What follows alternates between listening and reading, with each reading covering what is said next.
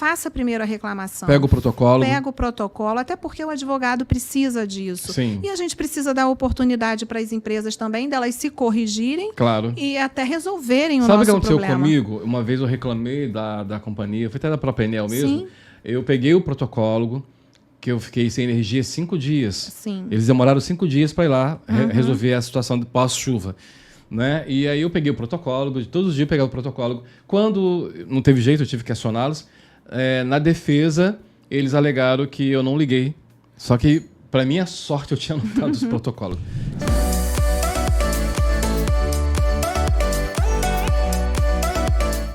Doutora, tem como recuperar juros abusivos de financiamento de compra de imóveis? Tem. Tem, né? Tem, sempre tem, né? Claro que nesse caso, na compra de imóveis, existe a necessidade de um trabalho não só do advogado, mas de alguém que entenda de juros no sentido de a gente faz um cálculo contábil. Sim. Por quê? Porque é um cálculo mais rebuscado, em que a gente atua em parceria, normalmente, com quem entende bem dessa parte financeira, né, da matemática financeira. Sim. Normalmente não é o forte dos advogados. Verdade. Mas a gente tem visto, sim, a possibilidade de restituição de bons valores, porque os valores dos imóveis são altos. Perfeito. Quando existem os juros abusivos, a gente consegue o retorno. Mas o caminho é o mesmo? É PROCON, não sei o quê, não sei o quê? Não. Aí, nesse caso especificamente, o caminho costuma ser, pelo menos lá no escritório, a gente atua de forma a primeiro passar para o escritório de contabilidade que faz essa matemática financeira. Sim. E averigua se de fato existe os juros abusivos. Para depois a gente, aí sim, fazer as reclamações nos órgãos competentes. Perfeito. Mas não antes, assim, de forma aleatória, não, porque tecnicamente falando não faz muito sentido. Muito bem. Espero que tenha respondido a você aí, Pablo. Thaís Masque, mandando um abraço. Tá te parabenizando pelo programa. Obrigada. O Pablo Júnior pergunta também. Já aconteceu, doutora Cibele... Não, peraí. Deixa eu ler o português correto aqui. Ele está dizendo que isso já aconteceu várias vezes com ele, dos juros abusivos sobre imóveis, né? Sim. Não. É porque... Perdão. É que ele falou de imóveis, agora ele está concordando com o que a gente está falando de supermercado. Que a gente está falando que lá no supermercado a plaquinha está um valor, a garota lá no caixa bate outro valor. Aí ele falou o seguinte, já aconteceu várias vezes isso comigo no supermercado, mas todas as vezes reclamei e descontaram. Meu irmão reclama mesmo. Meu irmão é um que ele não deixa passar nada, ele é meu irmão. Tá certo, ele olha certíssimo. Mesmo. E acho que esse é o nosso dever. Claro. E importante também, se a gente está com um pouquinho mais de tempo, de pedir para trocar a plaquinha, Exato, ou de falar com o gerente, olha, exatamente. Às vezes até fazer uma reclamação no saque do supermercado. É interessante para evitar que outras pessoas... Exatamente. Porque quanto mais pessoas fazer reclamações, aí a própria gerência vai fazer, a galera tá ligada. Isso aí, né? exatamente. A galera tá ligada. Isso é importante. Então, isso é muito importante, galera. Muito bom a participação de vocês. Vamos lá aqui. Tem como contestar uma conta de luz que veio um valor que você acha que você não gastou? Eu acho isso fundamental. Não só tem, como a pessoa deve fazer isso. Esse é o primeiro caminho. A gente volta um pouco para aquele papo inicial. Eu vou para a justiça logo, eu vou procurar um advogado e vou processar? Não. Faça primeiro a reclamação. Pega o protocolo. Até porque o advogado precisa disso. Sim. E a gente precisa dar oportunidade para as empresas também, delas se corrigirem e até resolverem o nosso problema. Sabe o que aconteceu comigo? Uma vez eu reclamei da companhia, foi até da própria Enel mesmo. Sim. Eu peguei o protocolo, que eu fiquei sem energia 5 dias. Sim. Eles demoraram 5 dias para ir lá resolver a situação de pós-chuva. Né? E aí eu peguei o protocolo, todos os dias eu pegava o protocolo. Quando não teve jeito, eu tive que acioná-los. Na defesa, eles alegaram que eu não liguei. Só que, para minha sorte, eu tinha anotado os protocolos.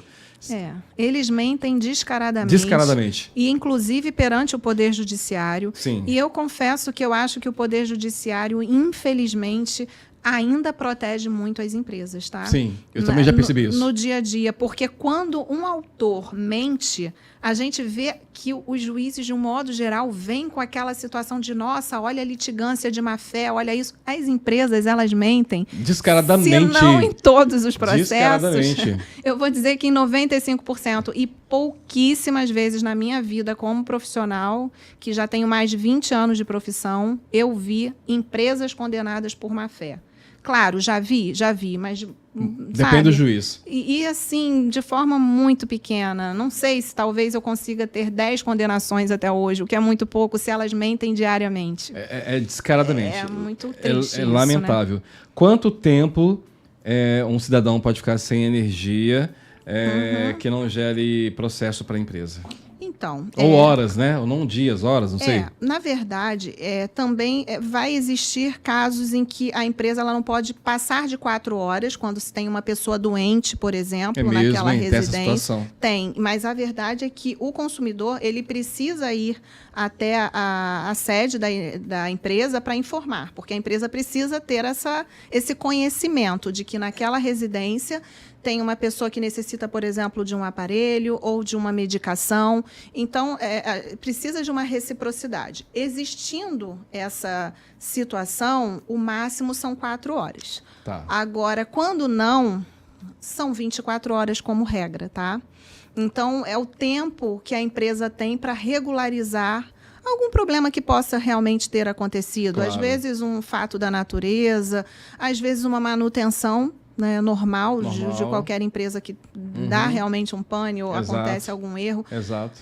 Mas, para nossa tristeza, eu confesso que atualmente as indenizações elas estão cada vez menores em relação aos dias sem luz e, ultimamente, por incrível que pareça, os fatos da natureza têm justificado a demora da ligação de energia, o que eu discordo completamente, porque isso nunca foi uma desculpa para a empresa demorar tanto a restabelecer o serviço.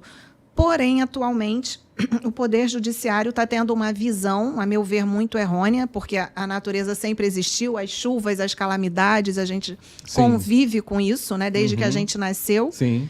E agora eles estão autorizando que as empresas, às vezes, fiquem 48. Lá no escritório eu já vi um juiz falar que 36 horas, eu já vi até 48 horas. Falar que 48 horas é um prazo razoável para se restabelecer. Quando a Agência Nacional de Energia Elétrica fala que são 24 horas. E aí os juízes vão lá e legislam justificando essa demora, o que é um absurdo, né? Não dá para entender. Não, né? Não dá. Sinceramente. Muito bem. A empresa de energia, ela pode cortar a energia sem a presença do morador? Então, depende do caso. Se ela avisou, conforme a gente colocou, 15 dias antes, e se a pessoa de fato estava devendo, ok. Tá? Não vejo problema. Agora, se ela corta por conta de um TOI, que é aquele termo de ocorrência de inspeção, famoso gato, que a pessoa não fez, aí é diferente. Ali ela está violando o contraditório e a ampla defesa. Então, depende do caso, né? A gente precisa saber qual foi o motivo que levou ela a cortar. Né? E se ela avisou também, ok, dependendo do caso. Quando a empresa de energia manda 2 contas no mesmo mês, é digno de processo? Como regra, não. Por quê? Porque, na verdade, quando ela faz isso, normalmente ela deixou de cobrar no mês anterior. E a Agência Nacional de Energia Elétrica, ela autoriza a acumulação de até 3 contas. Então, às vezes, ela cobrou só a taxa mínima no mês anterior, que é a taxa só por você ter aquela ligação de energia. Sim. Todo mundo, só por ter, se for monofásico é um valor, se for bifásico é outro, se for trifásico, né, vai aumentando. Vai aumentando. Eu não vou saber de cabeça aqui os valores, mas fato é que só por você ter a energia disponível, você tem que pagar mensalmente. Então, o que a Agência Nacional de Energia Elétrica ela autoriza?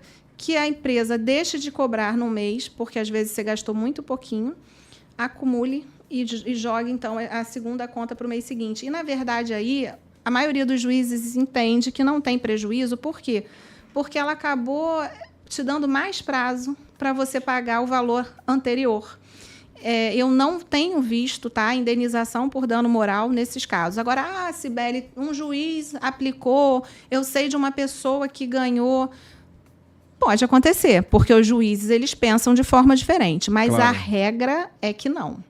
Tá? Se realmente for um valor que você usou e não pagou no mês anterior, sim, não vejo como possibilidade de indenização. Maravilha. Muito bem, muito bem. Deixa eu ver. O Ricardo Machado, mandando um abraço para você. Obrigada. E ele pergunta, tem um carro em juros abusivos, depois que quitar o carro, eu consigo... Deixa eu entender aqui, é porque às vezes as pessoas colocam sem vírgula, né? Deixa eu ler primeiro aqui. Tem um carro... acho que já entendi. Acho que entendi, mas deixa eu ver aqui. Tem um carro em juros abusivos, depois que quitar, ele consigo, mas para frente tirar outro carro. Ainda não entendi a pergunta dele. Ele está dizendo o seguinte, eu tenho um carro em juros abusivos. Ponto, tudo bem. Depois que quitar... consigo mais para frente tirar outro carro? O que eu não estou entendendo é a junção da pergunta. Sabe o que eu acho que ele está querendo dizer? Quando ele fala que tem um carro em juros abusivos, eu acredito que ele tenha contratado um profissional que tenha feito uma ação para ele discutindo juros abusivos. Tá. E aí ele está com receio de Se não ele consegue conseguir tirar comprar outro carro isso, porque está sendo discutido na justiça. Beleza, isso. Ricardo, beleza. É claro que, nesse caso, quando a pessoa faz uma ação de juros abusivos, ela tem que se preocupar particularmente com aquele banco ou com aquela financeira que está financiando aquele veículo, porque ali provavelmente ele não irá conseguir. Já vai ter uma situação em que existe uma ação judicial contra a empresa. Contra a empresa. Então, agora, ou seja, com aquela financeira ele não vai conseguir. Provavelmente não. Não que, assim, eu já até escutei cliente falar para mim, Cibele, consegui. Mas é raro, tá? Muito não raro. É o comum. O comum é não. Mas, assim, as outras financeiras? Vai conseguir. Como regra, sim. Aí agora, claro, ele tem que verificar só aquela ação, ou ele tem outros débitos, e aí vai ser levado em consideração todo o histórico financeiro dele. Exatamente. Mas, como regra, ele não consegue ali, mas consegue nas outras. Perfeito. Tá?